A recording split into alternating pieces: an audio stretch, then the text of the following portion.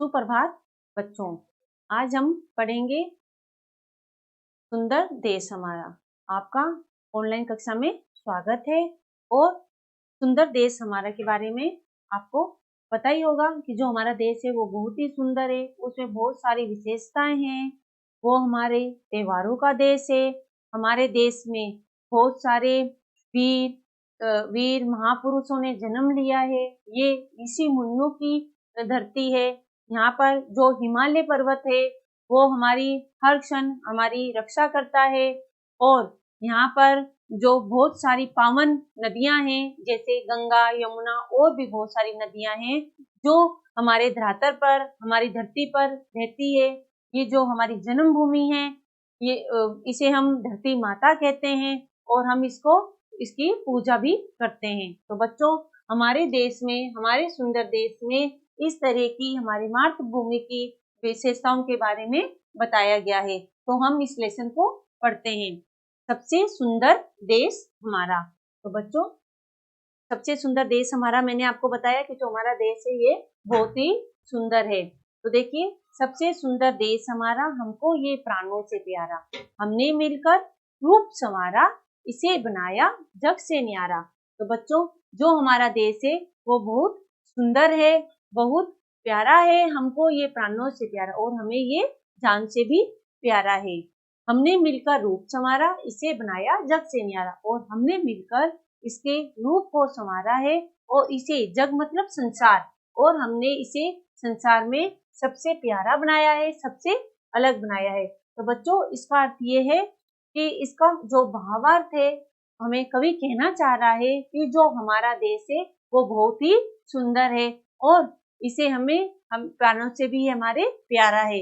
अर्थात जो यहाँ पर वीर शहीद हुए हैं, उन्होंने अपनी जान की बाजी भी लगाकर इस देश को सुंदर बनाया है। और हमारा जो देश है, हमारा जो भारत देश है, ये संसार में सबसे अलग है। आगे चलते हैं। उत्तर में जो खड़ा हिमालय, वह प्रतिपल रक्षा करता, बादल जब टकराते इससे तब जल वर्षा करता। तो बच्चों सुनिए, उत्तर में जो खड़ा हिमालय वह प्रतिपल रक्षा करता। प्रतिपल का मतलब होता है बच्चों हर क्षण, हर क्षण। बादल जब टकराते इससे जल वर्षा करते हैं, यानी कि बारिश होती है।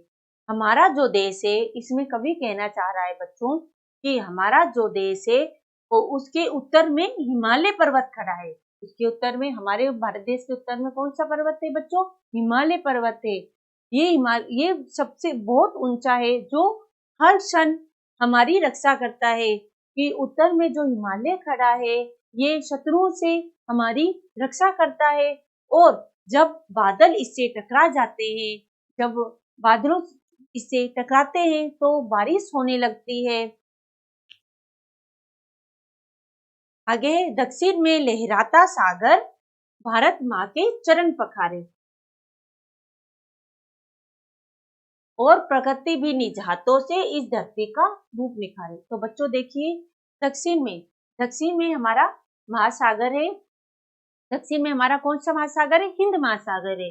दक्षिण दिशा में हमारा हिंद महासागर है, जो भारत माँ के चरण पखारता है। जो भारत माँ के चरणों को पखारता है मतलब धोता है, जो हमारी भारत माता के चरणों को धोता है।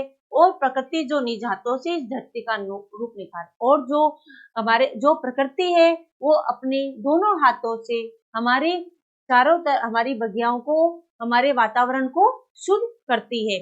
अर्थात इसका भावार्थ ये है बच्चों कि दक्षिण में जो हिंद महासागर है वो हमारी जो भारत माता है उनके पैरों को धोता है, उनके पैरों को पखारता है।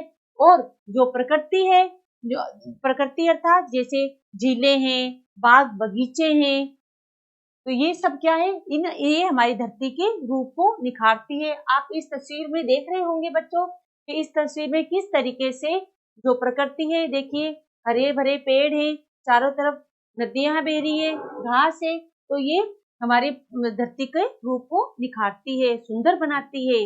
ऋषि मुनियों की है ये धरती, पावन गंगा धारा बहती, निज जल से सिंचन करती, सबके कष्टों को हरती। तो बच्चों, ये जो धरती है, ये जो हमारी मातृभूमि है, ये ऋषि मुनियों की धरती है। और यहाँ पर गंगा जैसी गंगा की जो धारा है वो हर पल बहती रहती है।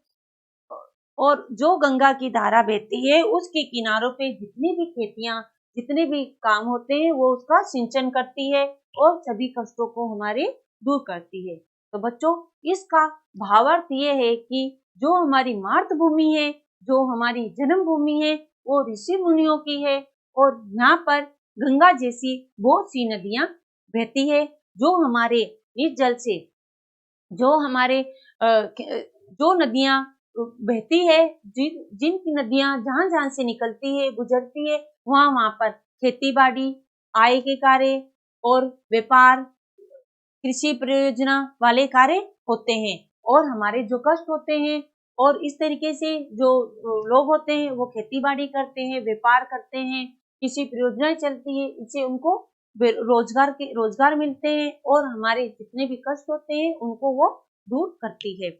आगे आओ इसको शीश नवाएं, सारे दुख मिटाएं, मातृभूमि की सेवा करके अपना जीवन सफल बनाएं। तो बच्चों, आओ हम सब मिलकर इसको शीश नवाएं, मतलब कि हम सबको हाथ जोड़कर इसको प्रणाम करें और इसके जितने भी कष्ट हैं, जितने भी दुख है, उसको हम दूर करें। मातृभूमि, हमारी जन्म भूमि की हम सेवा करके अपने जीवन को हम बच्चों सफल बनाएं। इसका भावार्थ ये है कि जिस जन्म भूमि पर, जिस मातृभूमि पर हमने जन्म लिया है, उसके जितने भी दुख हैं, जितने भी कष्ट हैं, अर्थात जितने भी जो अशिक्षित हैं, बेरोजगार हैं या जो पीड़ित लोग हैं, उनकी हम सेवा करें, जिससे हमारी जो मातृभूमि है वो खुश हो सके और हमारा जीवन है हम उसको सफल बनाएं। ही इसका भावार्थ है। तो बच्चों, इस तरीके से हमने ये सबसे सुंदर देश हमारा की हमने कविताएं पढ़ी है।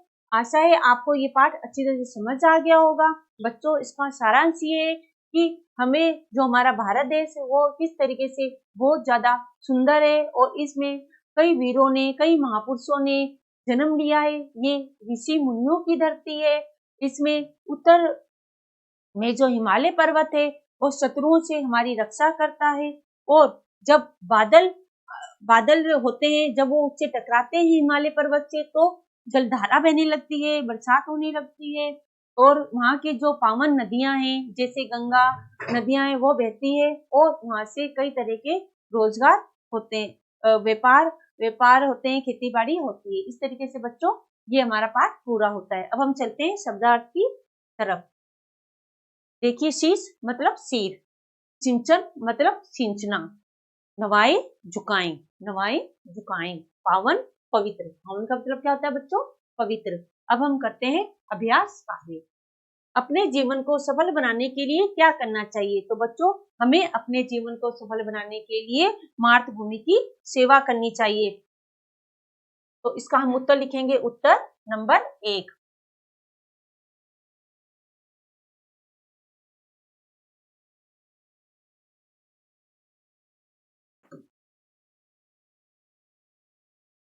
हमें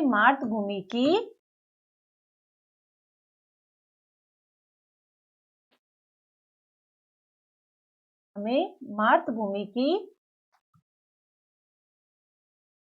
हमें अपने जीवन को सफल बनाने के लिए मातृभूमि की सेवा करनी चाहिए। हमें अपने जीवन को सफल बनाने के लिए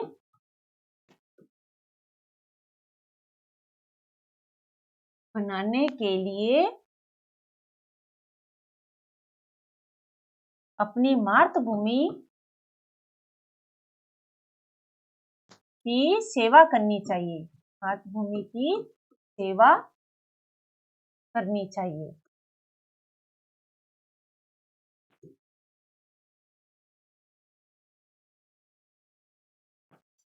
अब आगे नंबर 2, कविता में किसका गुणगान किया गया है? बच्चों बताइए, कविता में किसका गुणगान किया गया था? कविता में भारत की विशेषताओं का गुणगान किया गया है। हम क्या लिखेंगे? कविता में भारत की विशेषताओं का गुणगान किया गया है। भारत की चेष्टाओं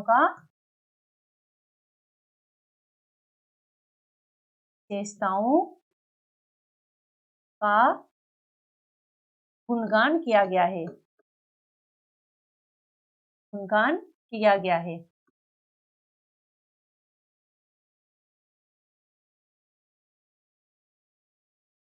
आगे है, उत्तर में बादल किससे टकराकर जल बरसाते हैं? तो उत्तर नंबर 3, उत्तर में भारत किससे टकराकर जल बरसाते हैं? उत्तर में भारत हिमालय से टकराकर, उत्तर में बादल हिमालय से टकराकर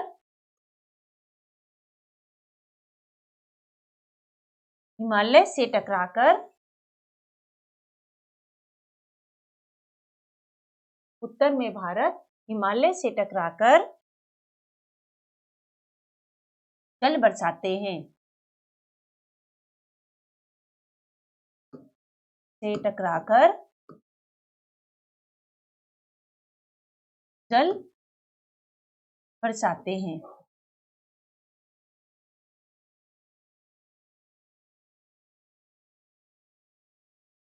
गंगा की पावन धारा क्या करती है बच्चों? उत्तर नंबर 4, गंगा की पावन धारा क्या करती है? तो गंगा की पावन धारा धरती को सिंचती है। गंगा की पावन धारा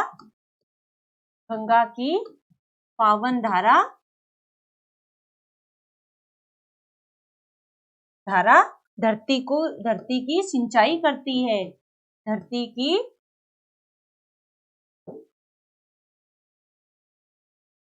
सिंचाई करती है। अब हमारा लास्ट प्रश्न है, दक्षिण में लहराता सागर किसके चरण पखारता है? तो बच्चों, दक्षिण में लहराता सागर किसके चरण पखारता है? बताइए आप सब कि दक्षिण में लहराता सागर किसके चरण पखारता है? तो दक्षिण में लहराता सागर भारत माँ के चरण पखारता है। तो हम क्या लिखेंगे? उत्तर नंबर 5 कि दक्षिण में लहराता सागर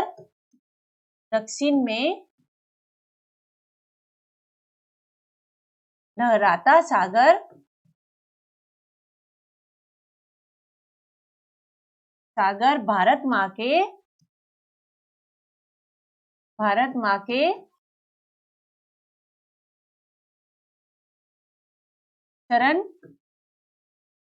माँ के चरण पखारता है।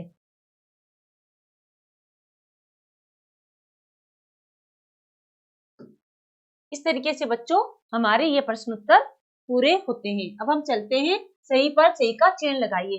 लहराता सागर किस दिशा में स्थित है? पश्चिम में, नंबर 2 दक्षिण में। तो बताइए बच्चों किस में है लहराता सागर? दक्षिण में, बिल्कुल सही। हिमालय हमारे देश की किस दिशा में है? नंबर 1 उत्तर या नंबर 2 पूर्व? तो हिमालय देश किस में है? उत्तर में। 4 दिशाओं के नाम लिखिए। तो हमारी 4 दिशाएं कौन सी है? पूरब, पश्चिम, उत्तर, दक्षिण। तो पहले लिखेंगे पूरब,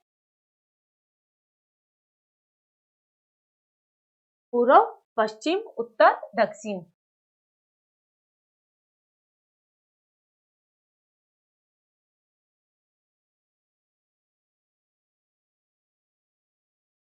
पूरब, पश्चिम,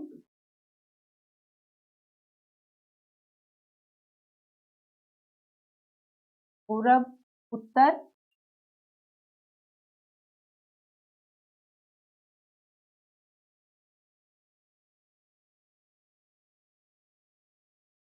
पूरब, उत्तर, पश्चिम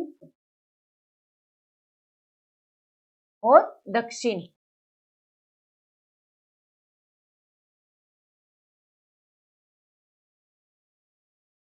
अब आगे चलते हैं। घ, कविता में आए तुक वाले शब्दों का मिलान कीजिए। तो नंबर 1 है धरती। धरती क्या करती है? धरती, आप देखिए, धरती प्यारा, नंबर 1 प्यारा। पखारे, निखारे। तुक वाले शब्द बताने बच्चों। धरती, धरती का आएगा बहती। ये हमें तुक वाले शब्द बताने हैं। तो धरती का नंबर 1 बहती, धरती बहती। तुक वाले शब्द बच्चों जैसे पीछे के जो शब्द होते हैं वैसे पीछे मिलने चाहिए। तो धरती बहती। पखारे, पखारे का आएगा निखारे, पखारे निखारे। नवाएं मिटाए, नवाएं मिटाए। हमारा, तो क्या आएगा, हमारा प्यारा भी बोल सकते हैं और न्यारा भी बोल सकते हैं। तो हमारा, हमारा न्यारा, हमारा प्यारा, हमारा प्यारा। इस तरीके से बच्चों हमारा जो ये पाठ है ये पूरा होता है। तो बच्चों इस तरीके से हमने आज पढ़ा हमारा देश, हमारा प्यारा सुंदर देश था, उसके बारे में हमने पढ़ा कि किस तरीके से हमारे देश की विशेषताओं को हमने कवि ने बताया है। तो बच्चों इस पाठ को आप अपनी अभ्यास पुस्तिका में लिखिएगा और साथ में याद कीजिएगा। हम कल नए टॉपिक के साथ वापस मिलेंगे। धन्यवाद।